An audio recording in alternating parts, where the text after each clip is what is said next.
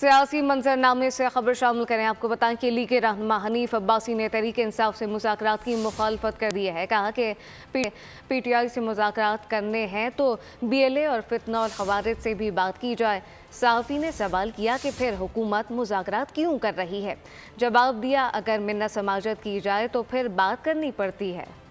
आज अफगानिस्तान जैसा मुल्क जो है वो हमें आंखें दिखा रहा है, वो शादियाने बजा रहे हो और वो सारे ट्विटर अकाउंट पाकिस्तान PTI के जो वहाँ के ओवरसीज हैं उनके नामों से हो, जो ये कहा करते थे कि अमेरिका की गुलामी नामंजूर, फिर कहा करते थे अगर आपको एब्सोल्युटली नॉट। आज वही उनके पांव पड़े हुए अपने इक़्तिदार के। 9 मई और 26 नवंबर वाले दिन जो खून की होली खेलने का प्लान किया गया था, उसके जो मनसूबा साज हैं जिसमें बानी PTI शामिल है और उनको भी वही करार वाक़या सदा देनी चाहिए। और ये इंशाल्लाह ताला ना शाम है, ना इराक है, ना लीबिया है, ये पाकिस्तान है, ये पाकिस्तानी फौज है, ये वो इस वक्त फौज है जिसने अल्लाह ताला के फजलो करम से बड़े बैरूनी और खतरात का मुकाबला किया है। इसके ऊपर कोई कंप्रोमाइज नहीं होगा, किसी जगह नहीं होगा।